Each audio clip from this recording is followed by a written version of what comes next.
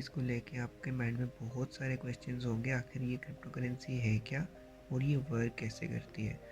तो इसके लिए आपने बेसिक 5 कंसेप्ट सीखने, जिससे आपको ज़्यादातर चीज़ें क्लियर हो जाएंगी। अब इसमें आपने कोई 5 डिफरेंट वीडियोस नहीं देखनी, इसी वीडियो में हम सारे एक्सप्लेन कर देंगे। तो पहला कंसेप्ट जो है वो है करेंसी वर्सेस मनी। अब करेंसी क्या चीज़ है और मनी क्या चीज़ है और इसमें डिफरेंस क्या है। हम जो करेंसी है, जैसे कि हम एक एग्ज़ाम्पल लेते हैं कि आपकी जेब में 1000 का नोट है और अगर आज गवर्नमेंट अनाउंस कर दे कि आज से 1000 का नोट नहीं चलेगा या उस पर बैन लगा दे, तो आपकी करेंसी की वैल्यू हो जाएगी ज़ीरो और वो फर्दर यूज़ के लिए नहीं रहेगी, मतलब उसे आप यूज़ ही नहीं कर सकते। लेकिन मनी जो है उसके अंदर एक स्टोर्ड वैल्यू होती है। जैसे कि हम एग्ज़ाम्पल लेते हैं गोल्ड।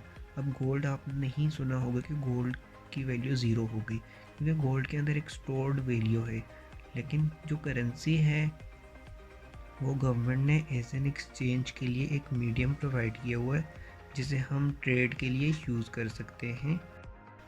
गवर्नमेंट जितना मर्जी चाहे करेंसी प्रिंट कर ले, लेकिन जो गोल्ड है उसके लिए रिसोर्सेज लिमिटेड है। मीन उसकी एक मैक्सिमम सप्लाई है, उससे ज़्यादा गोल्ड नहीं हो सकता। इसी तरह जो बिटकॉइन है उसकी भी एक मैक्सिमम सप्लाई है, उससे ज़्यादा बिटकॉइन नहीं बन सकते। और यही एक रीज़न है करेंसी के प्रिंट करने से इन्फ्लेशन दिन ब दिन ज़्यादा होती रहती है। जो सेकंड कंसेप्ट है हमारे पास वो ये है सेंट्रलाइज्ड वर्सेस डिसेंट्रलाइज्ड। जो सेंट्रलाइज्ड करेंसीज होती हैं उनको गवर्नमेंट कंट्रोल करती है, जैसे कि हमारे करेंसी है, गवर्नमेंट जितना चाहे इसे प्रिंट कर सकती है। मीन ये सब कुछ गवर्नमेंट के हाथ में। लेकिन जो डिसेंट्रलाइज करेंसीज होती हैं उनको कोई भी गवर्नमेंट कंट्रोल नहीं कर रही होती। जैसे कि हम एग्जांपल लेते हैं बिटकॉइन। अब बिटकॉइन को कोई भी गवर्नमेंट कंट्रोल नहीं करती। जैसे गोल्ड की एक लिमिटेड सप्लाई है, इसी तरह बिटकॉइन की भी एक लिमिटेड सप्लाई है। इसका ये मतलब है कि बिटकॉइन इनफाइनाइट नहीं है, बिटकॉइन की एक लिमिटेड सप्लाई है, इससे ज़्यादा बिटकॉइन नहीं बन सकते। अब जो तीसरा कंसेप्ट है वो हमारे पास आ जाता है फिएट करेंसी। अब फिएट करेंसीज में कौन सी करेंसीज आ जाती हैं, ये हम जो डॉलर यूज़ कर रहे हैं, यूरो यूज़ कर रहे हैं, येन यूज़ कर रहे हैं, रुपी यूज़ कर रहे हैं, ये सारी की सारी फिएट करेंसीज में आ जाती हैं। अब फिएट करेंसीज होती कौन सी हैं, mean not backed by assets, जो कि किसी गोल्ड या सिल्वर इसकी रिज़र्व की बेस पे नहीं बनाई जाती, ये गवर्नमेंट के हाथ में होता है। इनको जितना मर्जी चाहे प्रिंट कर सकते हैं। आज से कुछ साल पहले ऐसा होता था कि जो भी कंट्री होती थी उसके पास जितना गोल्ड या सिल्वर या जो एसेट्स में रिज़र्व होता था वो इसी के हिसाब से नोट प्रिंट कर सकती थी। लेकिन अब क्या होता है, ये जो हमारी जो करेंसीज़ हैं ये बगैर गोल्ड या इसके रिज़र्व के बगैर प्रिंट होती जाती हैं और जितना चाहे प्रिंट हो सकती हैं। तो इसीलिए इनकी कोई वैल्यू एज सच नहीं है, क्योंकि इसके बैक पे हमारे पास कोई गोल्ड या एज सच रिज़र्व नहीं है। और बहुत सी करेंसीज़ की ऐसी हमारे पास एग्जांपल्स हैं, जैसे कि ज़िम्बाब्वे और भी बहुत सारी कंट्रीज़ हैं कि उन्होंने अपनी ही इकोनॉमी इसी तरह डुबा दी नोट प्रिंट करते करते। तो इनको कहा जाता है बेसिकली फिएट करेंसी को फेक करेंसी। तो ये हमारा तीसरा कंसेप्ट था, बहुत सिंपल सा। जो फोर्थ कंसेप्ट है वो हमारे पास है डिजिटल वर्सेस फिज़िकल करेंसी। आज से ना बहुत साल पहले लोगों को डिजिटल पे कोई ट्रस्ट नहीं होता था, जैसे बैंक हो गए, तो हमें ना ऐसे था कि दिखता नहीं था कि ये डिजिटली क्या चीज़ है, क्योंकि लोगों को उस टाइम सिर्फ और सिर्फ यकीन था सिर्फ और सिर्फ फिज़िकल करेंसी पे। सिर्फ फिज़िकल जो जो चीज़ उनको दिख रही होती थी उस पर ट्रस्ट करते थे लोग, और जो नहीं दिखती थी तो उस पर ट्रस्ट नहीं करते थे। तो डिजिटल करेंसीज़ ये जो होती है ना, अब हमारे बैंक में जो अकाउंट है, अब इसका फ़ायदा क्या है, लेट सपोज़ हमारे पास फिज़िकल में करेंसीज़ हैं, वो हमसे गुम हो सकती हैं, कुछ भी हो सकता है।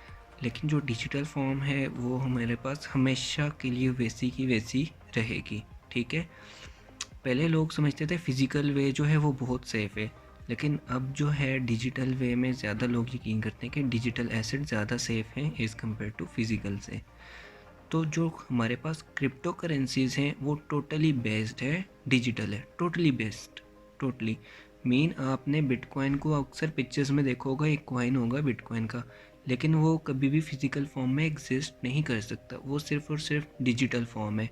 तो ये जो हमारे पास क्रिप्टो करेंसीज के जितने कॉइन्स हैं ये सारे के सारे डिजिटल फॉर्म है करेंसी के, मतलब इसमें कोई फिजिकल फॉर्म नहीं हो सकता। कोई आपको ये नहीं कह सकता कि ये क्रिप्टो का इस कॉइन का नोट है, कुछ भी नहीं है, ऐसा कुछ नहीं है। कोई कॉइन कुछ भी नहीं होता, वो जस्ट कॉइन के एक नाम बने होते हैं, वैसे ही बनाए होते हैं, जबकि उनकी वैल्यू कोई भी नहीं होती। सिर्फ और सिर्फ ये डिजिटली एग्जिस्ट करती है क्रिप्टो। जो पांचवा कंसेप्ट है हमारे पास वो है ब्लॉकचेन टेक्नोलॉजी। ये जो क्रिप्टो करेंसीज हैं ये वर्क कर रही हैं ब्लॉकचेन टेक्नोलॉजी पे। अब मैं आपको समझाऊंगा सिंपली कि ब्लॉकचेन है क्या।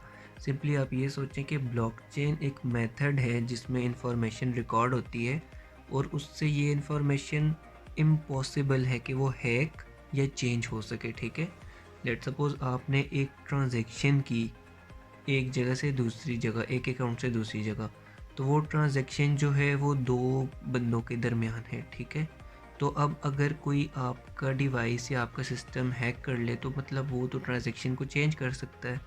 लेकिन ब्लॉकचेन में क्या होता है, अगर कोई ट्रांजैक्शन होती है एक अकाउंट से दूसरे अकाउंट में, तो उस ट्रांजैक्शन को वेरीफाई करने के लिए जो सिस्टम यूज़ होता है वो मल्टीपल कंप्यूटर्स यूज़ होते हैं। जितने भी वो ब्लॉकचेन टेक्नोलॉजी से उसमें वर्क कर रहे हैं ना, जितने भी पार्टिसिपेट कर रहे होते हैं नेटवर्क में कंप्यूटर्स, वो सब उस ट्रांजैक्शन को वेरीफाई करते हैं।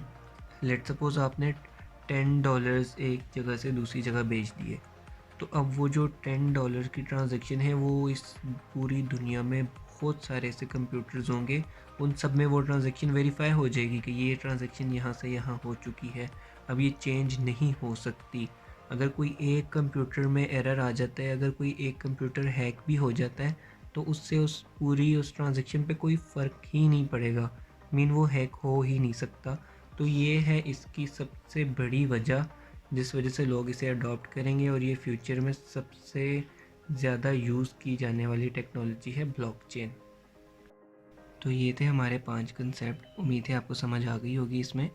तो अब ये है एक नई टेक्नोलॉजी, जैसे कि शुरू में जब इंटरनेट भी लॉन्च हुआ था तो उसके बहुत कम यूज़र्स थे, इसी तरह क्रिप्टो भी एक नई चीज़ है तो बहुत कम है इसके यूज़र्स, तो इसको टाइम लगता होता है हर एक नई चीज़ को डोमिनेट होने में।